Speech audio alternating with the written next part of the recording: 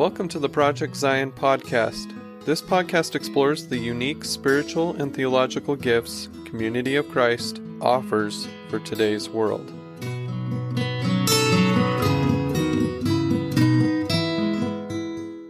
Hello, everyone. Welcome to another episode of Project Zion podcast. This is Brittany Mangelson, and I'm going to be your host for today. And today we are bringing you another episode in our What's Brewing series, which is all about mission. So how is Community of Christ ministers and members, how are we living mission in the world? So today I'm really excited to have on Emily Penrose McLaughlin, who is the Executive Director of HealthEd Connect. So I'm going to have her share a little bit about that. But first, I want her to just introduce herself to our listeners because this is the first time she's been on the podcast. So welcome, Emily. Why don't you share a little bit about yourself? Yeah, well, thank you very much for inviting me and welcoming me into this time of sharing and fellowship together in community. And yes, as Brittany has shared, I serve as the Executive Director for HealthEd Connect, and I'm so grateful and honored to have this opportunity to serve in this way. I do consider this role part of my ministry and service in the world. I am a minister of Community of Christ. I serve in the office of elder. And so I think a big part of my why is, living out my discipleship in service to others in this way. So I feel really fortunate to be able to share in my own career journey in this way, in a way that is able to serve others, and to be able to share that with all of you today as well. Awesome. I am so excited about this. So Emily, can you give us a brief overview of what brought you to work with HealthEd Connect? I know you've been a minister and an employee with Community of Christ, but I'm just curious a little bit about your background with nonprofit and just what brought you to HealthEd Connect. Yeah, well, a lot of experiences culminated into my journey to HealthEd Connect. And when I look back, I'm really so thankful for each one that helped me learn and grow in a direction that would help me to serve the mission of HealthEd Connect more effectively. And so just to provide, I guess, a really brief background, I want to highlight my experience serving as a World Service Corps volunteer with Community of Christ in Zambia as really integral to kind of almost the start of this journey to circle back to this place of serving HealthEd Connect. So my husband, Jeff, and I served as World Service Corps volunteers, and we lived in Chingola, Zambia for 1 year. And we grew so close to our community there. And we served as youth ministers, and we led recreation at a local elementary school and taught church basic beliefs classes, thanks to church training resources for that, and facilitated English lessons with a group of women. And I really enjoyed most the opportunities to work with women and children, and felt such joy in seeing their excitement and pride in themselves and learning something new.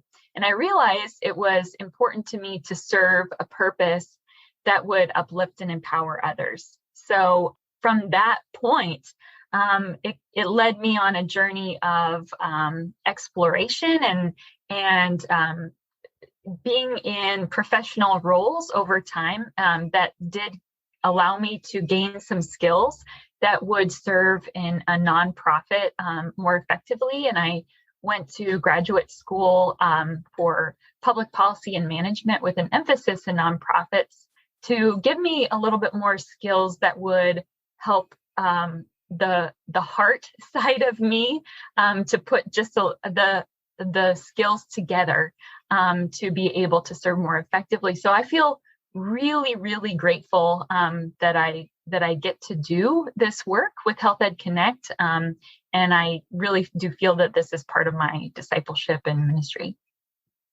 It sounds like you've really found your calling and have taken your experiences and have put them together and live your life and ministry and your career and your vocation really to help others around you. So thank you for sharing that. That's really awesome. So let's talk a little bit about HealthEd Connect. I know that it's somehow associated with Community of Christ, but I'm not really sure how. So what can you tell us about the history and how it's connected to Community of Christ? Yeah, well, HealthEd Connect is a nonprofit organization. We are 12 years young. We were co-founded in 2009 by Jack and Sherry Kirkpatrick. And as some may know that who are listening, Jack served as an apostle for Community of Christ for many years. And part of his mission field was Africa at one point and Asia at another point. And Sherry also is trained as a professional nurse. So she has her PhD in nursing and has experience in international health as well and training in that regard. And so in their travels together, both Jack's in ministry with Community of Christ and Sherry traveling alongside him on many of those times to train volunteer community health workers in rural areas to provide basic health training and education so that they could meet the most critical needs in their communities. And she had been doing that for a number of years over time when they were traveling. And it kind of all culminated together in 2009 when they were meeting with the health workers who they were already friends with and volunteers with, and the realization that there was this need to kind of connect health and education in the communities. And I'll go into that in a little bit more depth, but basically they decided then that they would utilize their time and skills and services. Jack and Sherry, all of their training in life was like practice to go into this opportunity to start this nonprofit HealthEd Connect. And so they established that in 2009, and we are just amazed at how the leadership and development of our colleagues has grown over time and how the programs continue to deepen and expand in ways that are serving the communities where we are located. Thank you for making that connection. I knew that there was some connection to Community of Christ, but I wasn't sure if it was an official affiliate or if it was sponsored by or how that all worked. But to know that it was started by an apostle and his wife, and just it sounds like a natural extension of what they were already doing and using their training outside of church ministry, but then also pairing it with church ministry. Just it feels like it was just this like obvious next step for their ministry, which has real life implication that's just really impactful. So that's a really interesting and awesome story about how it was founded. So thank you. Yeah. So Emily, can you tell me a little bit more about HealthEd Connect and maybe the structure of it? I'm curious about what countries you're in and the programs and services that you provide, just any information about HealthEd Connect. Yeah. So HealthEd Connect is a nonprofit organization, and our mission is to empower women and children through evidence-based health education and advocacy.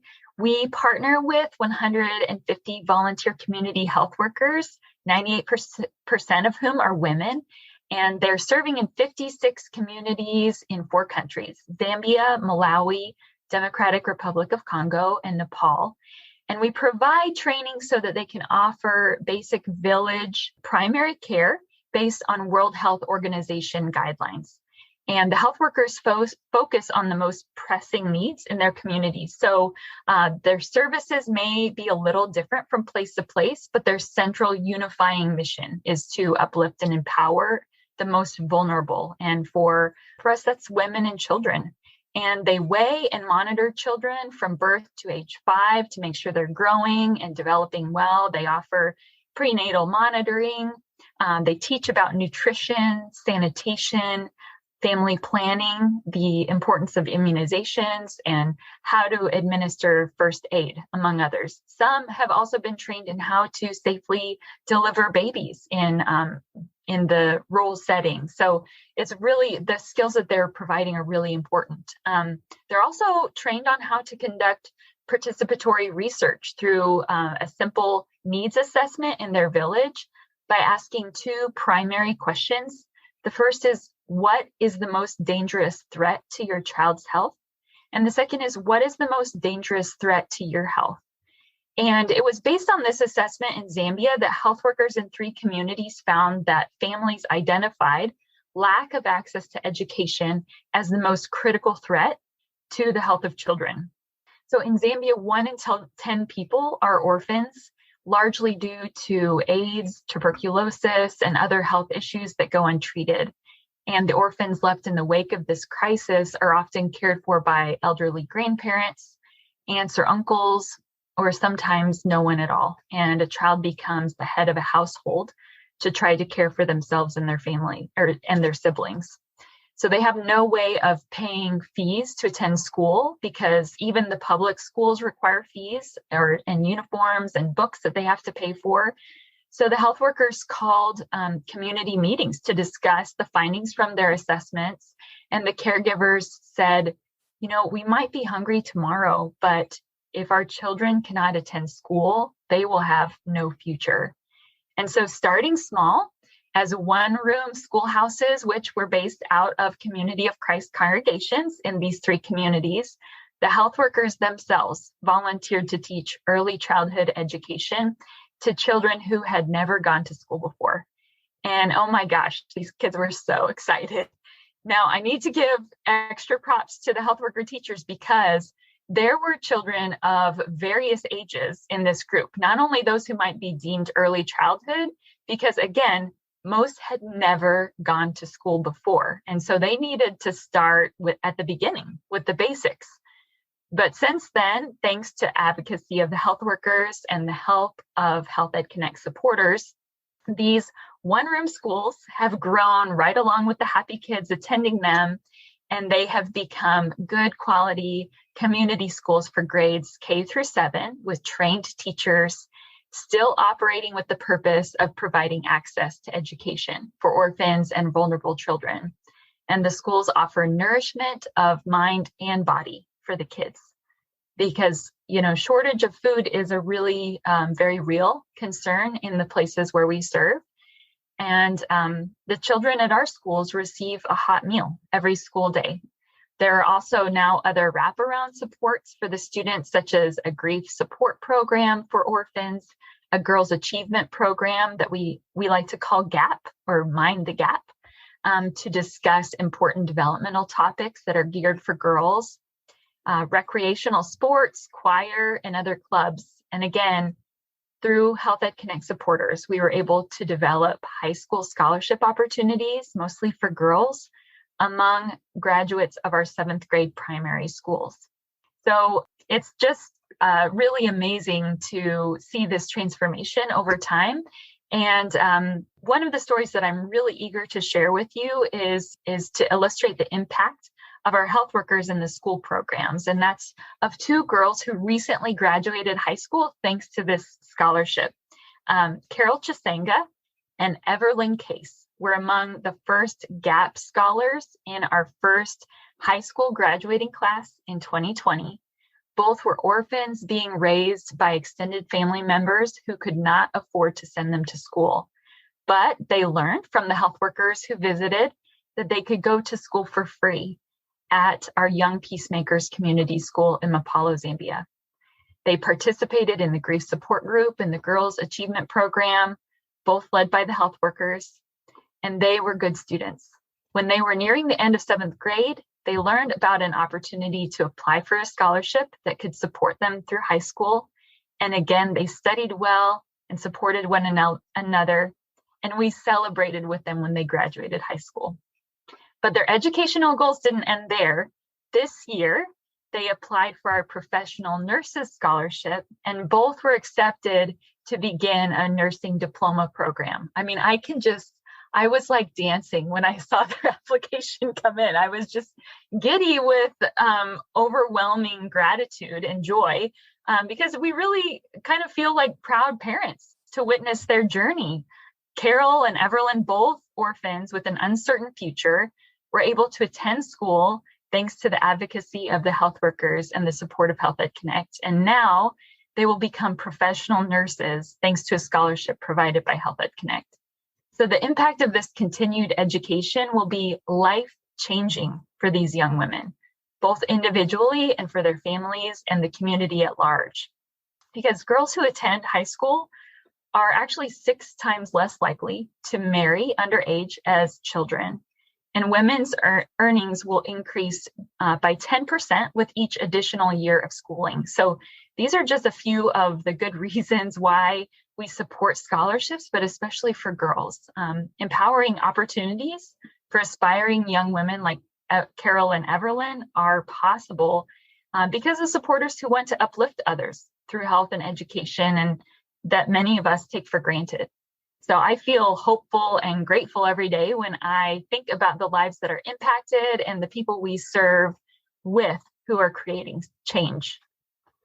Absolutely. As you were telling that story, it just made me think of my own 2 daughters who are growing up with such immense privilege.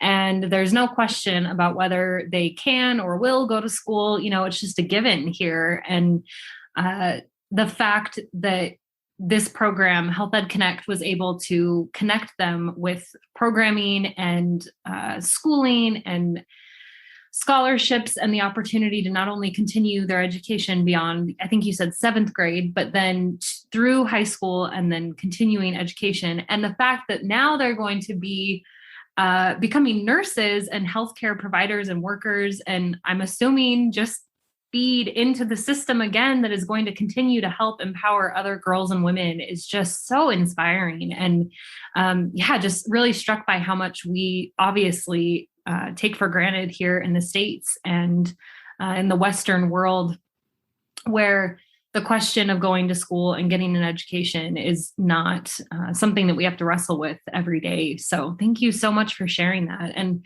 I'm also really struck by the holistic view that it seems like HealthEd Connect has, that, you know, it's not just one path to success, that it's a healthcare thing, immunizations, maternal healthcare, helping children get food in their bellies and connecting them with adults that can raise them, and just all of these different ways that communities are being supported. It seems like a lot. I mean, it is a lot. So yeah. It is. It's amazing. And it's just really just so profound, I think, to be able to witness the cycle of empowerment and just the ripple effect that it has on people's lives, with each opportunity to create change. It's not wasted. It is not wasted on these kids that have this chance. Yeah. Because you're with them from the time that they're in their mother's womb all the way up through the end of their education and continuing to support them. So yeah, it seems like you all are there with folks at every step of the way. And I really admire that. That's really awesome. Oh, thanks. So Emily, it seems obvious to me at this point, but I just want to name it and highlight it. How does the mission of HealthEd Connect specifically align with our enduring principles and mission initiatives? Knowing that the founders are members of Community of Christ, knowing that you are a member of Community of Christ, it seems pretty clear that our value system and the way that we live out Christ's mission is infused at every step of the way. But what are the ways that you see our mission initiatives and enduring principles specifically lived out?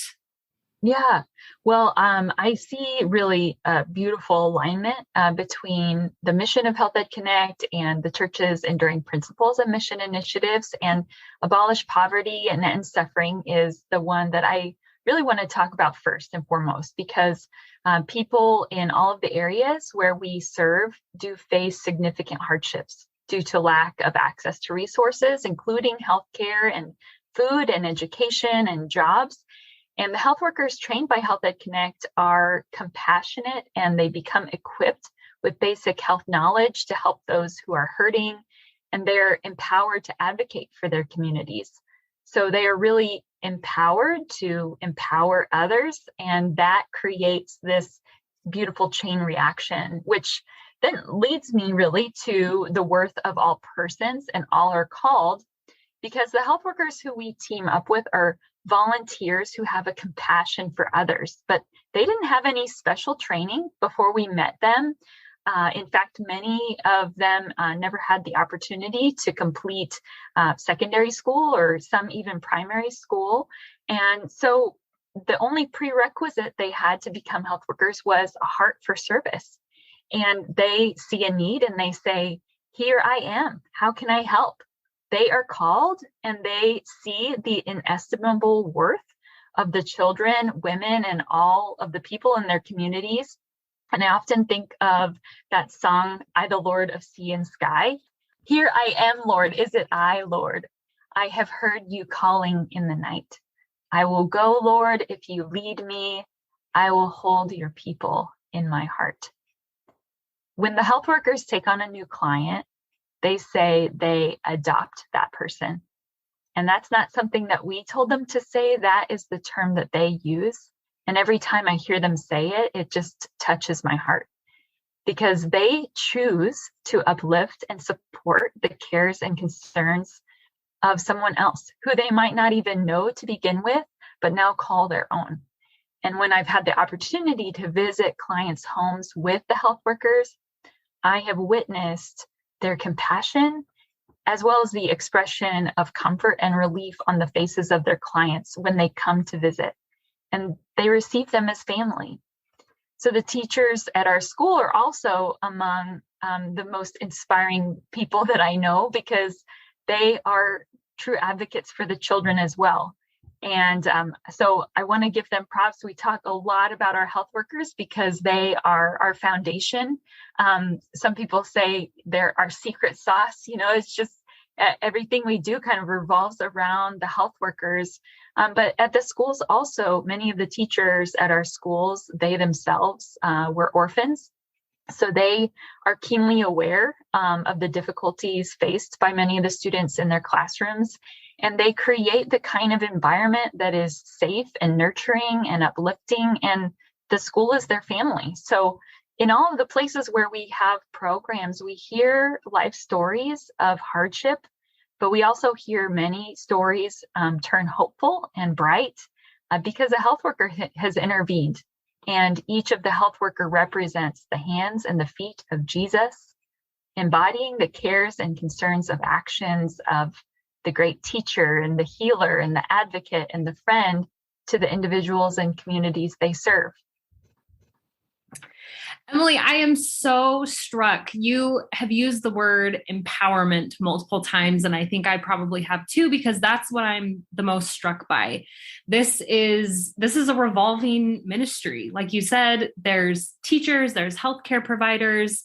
This is a multi-pronged way to transform communities. And the way that we live out Christ's mission and inviting people to Christ, inviting people to be part of that holistic restoration, reconciliation. I really see that happening with HealthEd Connect. So can you tell me a little bit about what this is actually doing to the local communities? I think you've touched on it a bit, but are you seeing the transformation that it seems like you would be seeing, because you are empowering, HealthEd Connect is empowering people to take their community into their own hands? Like that's what it sounds like is happening. So are you seeing that as well?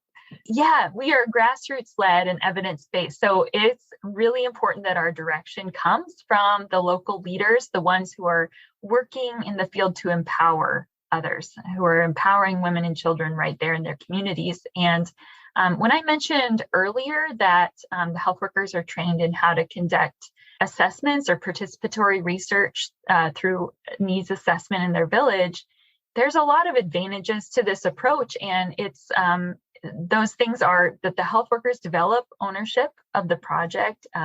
It established the health workers' role in the village and makes them the authority in their own village versus an outsider coming in. And they identify the most critical health needs. So we see an incredible individual transformation of the health workers themselves as they become empowered to empower others. And HealthEd Connect provides them with some training to, sometimes they would say, oh, we have the passion, we just don't know how to package it. And so we just help to give them those skills to be able to serve more effectively, both the health workers and the teachers. And therefore, the communities are transformed through their efforts. And I can personally say, having seen the communities in Zambia, where we now have schools, when I served as a World Service Corps volunteer in 2006 and 2007, I visited these communities and I saw them before there were schools there. And having then the opportunity to visit a decade later, when the schools are there and they're operational and they are run by the community themselves, I just want to say, HealthEd Connect does not own these schools. They are community owned and operated. HealthEd Connect provides support, but they are run by and governed by a local school board, which is made up of the teachers and community members and a member of the CAFWA, or the health worker team. Usually there's also a minister of Community of Christ, because our schools sit right next to each of the Community of Christ congregations in these communities that actually sit on church land. So it's kind of a shared ministry in many ways. So I have seen the difference in these communities from the time that there was no school here to now seeing children who were previously roaming the streets aimlessly, now walking to school with pride every day as they go to school, and the community really rallying around them in support, and the community feeling, pride and holistically healthier as a result of the engagement of the health workers in their midst. I just kind of think about, when I think about the health workers, sometimes I think about this like family tree that is like nearly infinite and that has limbs that are always growing and that roots that are always deepening and that just always seem to just stretch out to embrace the community and the needs that they see, and that are always welcoming more people into the family that enjoy the benefits of being under the shade of this tree, that are able to eat the fruits of the tree. And it's something that kind of is this visualization to me as I think about all of the people that they impact.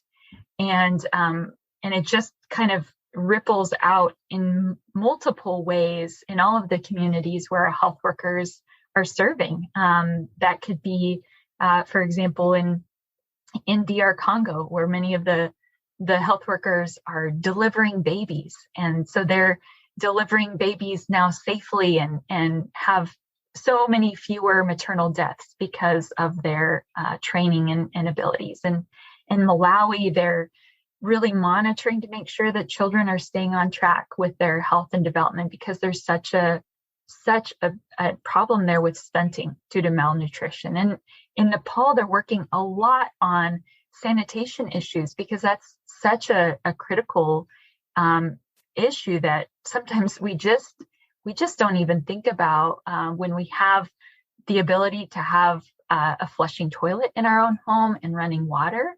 But to take on sanitation issues and educate the community about the importance and the critical need for that in communities so that the whole community can be healthy is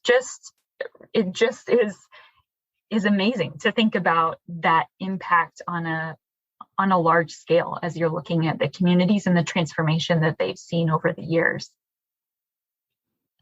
Well, and I love that, like you've said, it's local people that are doing this. It's local people that are figuring out what are the most pressing issues. It's the local people that are in the community talking with people, figuring out where the greatest needs are, and then making the decision about where they're going to be and what they're going to focus on, et cetera.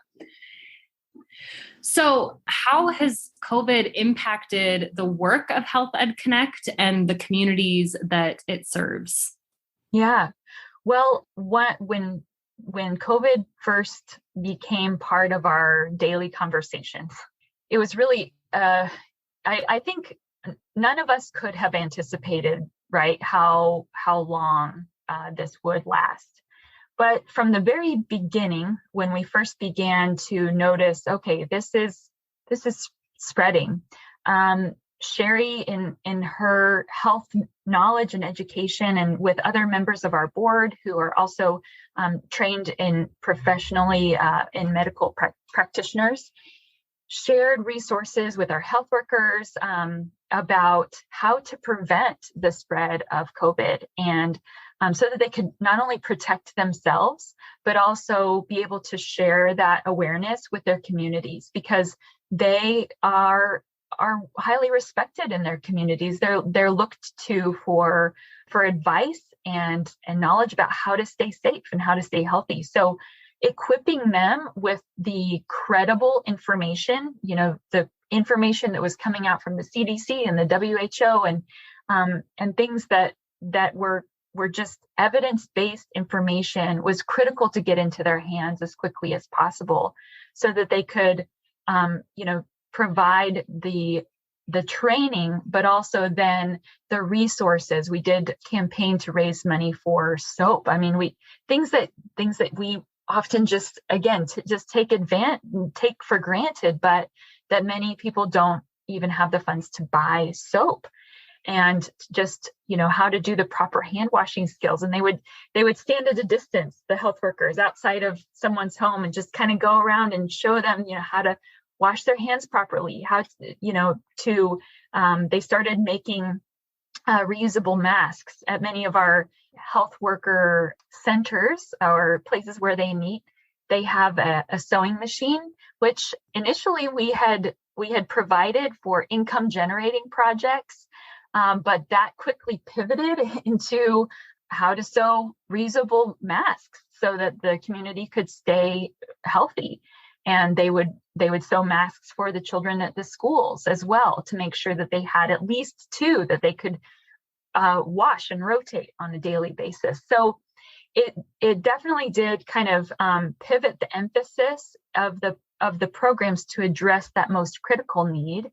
And now that kind of continues to be ongoing, that they continue to provide education about COVID prevention, but in addition to also doing all of the other health ministries and services that they were providing before, such as the weighing babies and, delivering children, that doesn't stop during COVID. So, all of the things that they were doing before, but now that they're doing with that lens of how to stay healthy themselves and how to keep the community healthy. But we are certainly, advocating as much as possible that when the vaccine becomes available in their areas, that they become vaccinated. And I will say that most of the health workers now have had that opportunity to be vaccinated and are strong advocates for it in their communities, which is so important because misinformation is everywhere, and so it's out of their love for others that they really want to advocate for everyone to receive the benefit of preventing something that could potentially take their life. They want to help everyone in their community to be as safe and healthy as possible. And so in the countries where we work, unfortunately, the vaccine availability is lagging behind what it is here in the U.S. But we are just continuing to advocate that please, do your part. They're already doing their part. They're doing their part in so many ways by sharing the education about how to stay safe, but then being able to protect themselves and others too. Thanks so much for that update. I have to say that the inequity of the vaccine availability is something that has actually kept me up at night over the course of this pandemic. And just knowing that, in Community of Christ, we are a global church, but we are also very small. And so knowing that we have real life friends in countries where the vaccine is not available or it's not readily available is something that I have really, really wrestled with. Again, this deep, deep privilege that we have, and seeing the misinformation and knowing that that is getting to every corner of the world and just being so heartbroken. I mean, there's a lot of words I could use, but heartbroken about it. So I'm really glad that the relationships and the work and the ministry have already been well established with HealthEd Connect, and that there is this pipeline of trusted medical evidence-based information that can come through, like you said, the CDC, the World Health Organization, and then through the healthcare workers and teachers, and then into the communities. And what a blessing it is to just have, like you said, a sewing machines that were going to be used for other projects. And then they were able to quickly pivot because, again, seeing the pressing need and just being able to respond, that's really good stuff. And thank you for that update. Yeah. So, Emily, I'm curious to know, as I've brought up a couple of times, we live in the Western world. We live in a completely different context than the places that HealthEd Connect is serving. But what are the ways that you have seen your local context impacted by it? Have your views on mission in your local area changed? How has it changed the way that you are a parent and a minister in your local congregation and area? Yeah. Well, I think, that my opportunity to serve with HealthEd Connect just helps me to remember every day that we have a choice in how we live. And that these choices impact the world around us in many ways, big and small. And it's important for us to remember that even in the small things that we do can make a really big impact in our family and in our community and in the world. And so, I think as you noted, Brittany, and being a parent yourself as well, that part of my struggle at times is looking at my family and my children and the privilege that we do have, and trying to explain to them how they have the choice of making their mark in the world and the impact that they can make. And it's the material things that I have really the hardest part with. And so for me, I try to just bring up questions that are that help them think about the choices that they make or the things that they want, and thinking about, not with the hope of making them feel guilty, but with making them think about their privilege and the things that they could do that might be a different choice, or that might be more considerate of others around them. So I think it's just kind of this opportunity to always think about the ways in which that we are part of a global family, and that a choice that I make could have an impact on someone else. And that's really weighing at times, but it also is uplifting in other ways, because it makes us know that whatever is happening, we have the opportunity to be part of a change. We have a voice. We're lucky to have a voice, really. And sometimes we need to be a voice for others. And so that's really when I just get overwhelmed with what is happening in the world, I really try to center myself on the fact that there are so many people who are trying to make it better, and that I can be one of those people too. And so I think that rests on all of us, right? That's in whatever way that we can be a positive impact in the world, starting with ourselves. Sometimes that means you just have to start with yourself and looking, start the inward journey to the outward journey and see where it takes you, because there's so much blessing in that. Well, that is a message that I needed to hear. So thank you. It really can be so overwhelming. And we were just talking before we recorded just about the trickiness of being a parent during a pandemic. And then, but that still even feels like very centered on us in our own local context. And then you take one step out and then one step out and then one step out, and you're looking at the whole globe, and just knowing that we are helping shape the next generation of humans and leaders, world leaders. And it can just feel really overwhelming. And the weight of privilege is strong, and not knowing how to react as a parent, and how do you press on your kids, the deep responsibility that comes with that. Like you said, not to make them feel guilty necessarily, but to be able to feel the gravity of that responsibility is something that is a struggle. So I'm really grateful for the way that you articulated that. And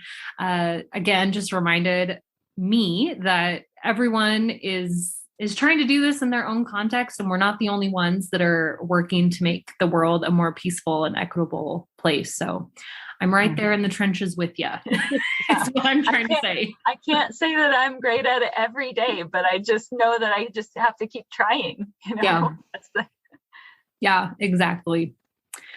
Emily, this has been a really great conversation. And I do have a couple more questions that I usually will leave these interviews with. And one of them is just simply, what are your hopes for Community of Christ? And what are your hopes for HealthEd Connect? I'll throw that in there as well. Being a minister and being the director of HealthEd Connect, what do you see in the future? Or what do you hope to see in the future? Yeah, well, I think for Community of Christ, my hope is that we can continue to live into our calling to be a faith movement that is centered on peace. And I think, we have just such a beautiful ongoing conversation with God. and it's just a really special opportunity that we have to not only individually, but collectively as a community, discern together.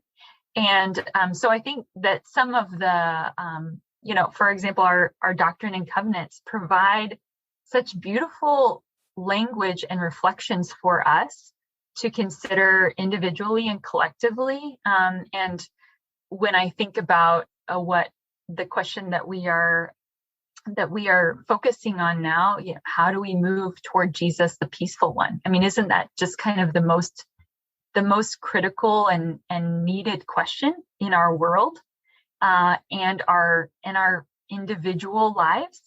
Is how are we moving in that direction?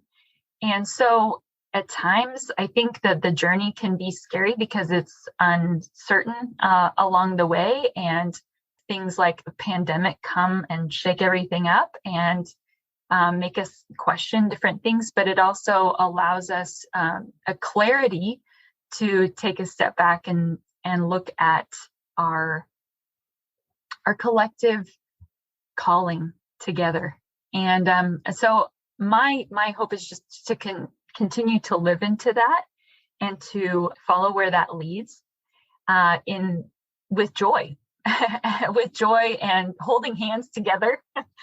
And so that's my hope for Community of Christ. And that's what I hope for as we continue to reflect, as well as to take action toward those causes. And for HealthEd Connect, my hopes are that we continue to deepen and expand our programs based on the needs identified locally as top priorities and carried out through local leadership.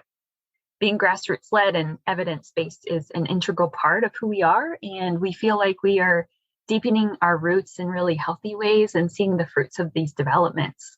The community health worker trainings are now happening through local leadership, which was always the vision, to train the trainers so that trainings could happen fully in their native language and context.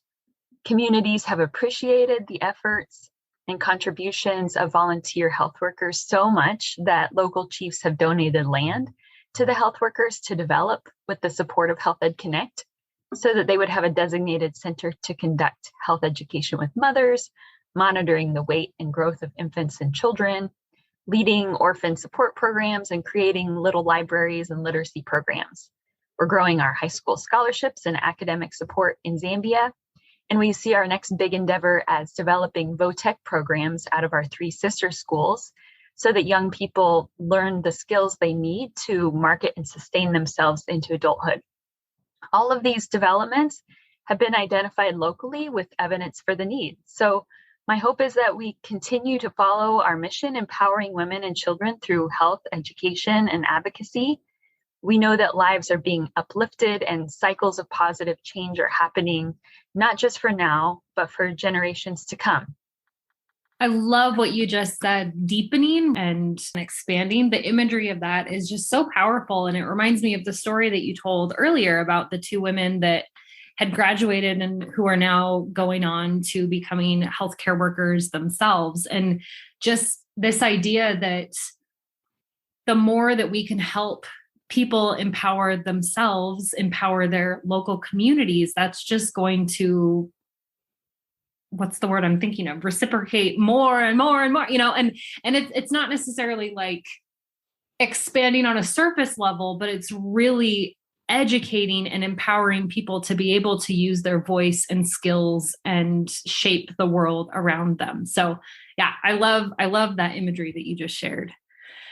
So now I want to know if there are ways that our listeners can help get involved. Do you have a website you would like to share? Is there a place where people can donate or learn more? Just anything that would help us get more connected with the work that you all are doing. Yes, well, thanks for asking. Yes, our website would be a great place to check out to learn more. And that website is healthedconnect.org. We have a wonderful blog also that I would really encourage you to sign up for. We promise it's a short weekly uplifting update.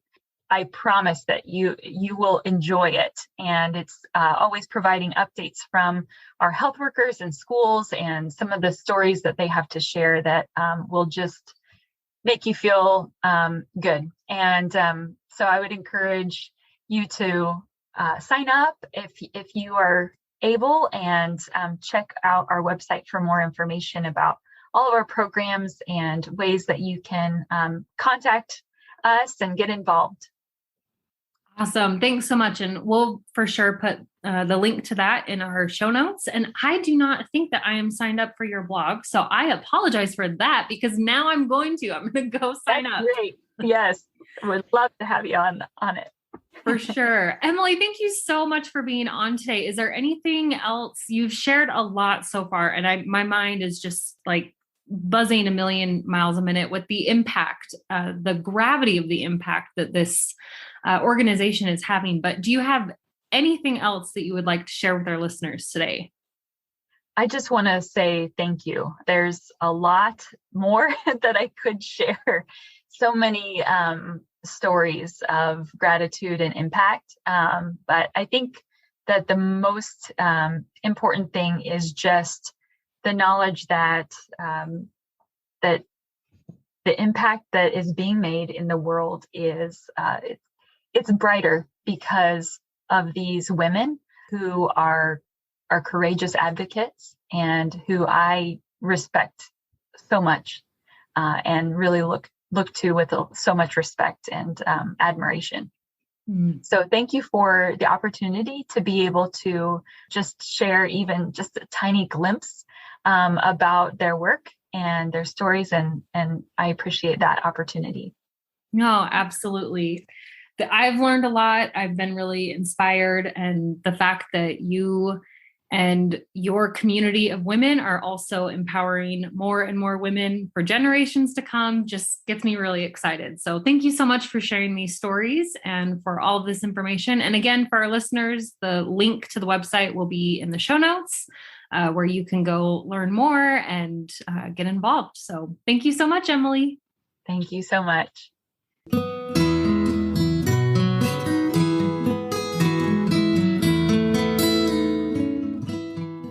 Thanks for listening to Project Zion Podcast. Subscribe to our podcast on Apple Podcast, Stitcher, or whatever podcast streaming service you use, and while you are there, give us a 5-star rating. Project Zion Podcast is sponsored by Latter-day Seeker Ministries of Community of Christ. The views and opinions expressed in this episode are of those speaking and do not necessarily reflect the official policy or position of Latter-day Seeker Ministries or Community of Christ. The music has been graciously provided by Dave Hines.